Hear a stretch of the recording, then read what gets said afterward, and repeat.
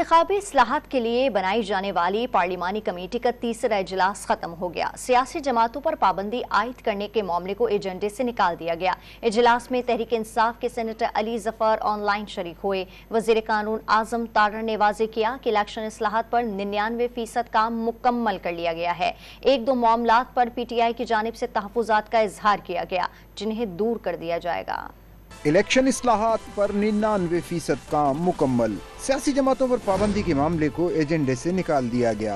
सरदार अयाज सादिक की सदारत में इंतखाबी इस्लाहात की पार्लिमानी कमेटी का तीसरा इजलास हुआ। 2.5 घंटे जारी रहने वाले इजलास में तहरीक इंसाफ के सेनेटर अली जफर ने ऑनलाइन शिरकत की। इजलास के बाद मीडिया से गुफ्तगू में वजीर कानून आजम नज़ीर तारड़ ने वाजे किया कि एक दो मामलात पर PTI ने तहफुजात का इजहार किया, जिन्हें मिल बैठकर हल कर लिया जाएगा।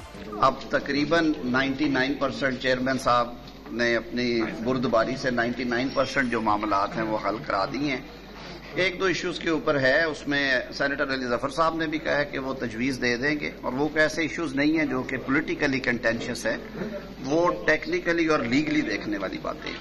वजीर कानून के मुताबिक सबसे अच्छी खबर यही है कि इलेक्शन इस्लाहात पर जिन नुकात पर इत्तेफाक नहीं था, उन पर भी इत्तेफाक हो गया है।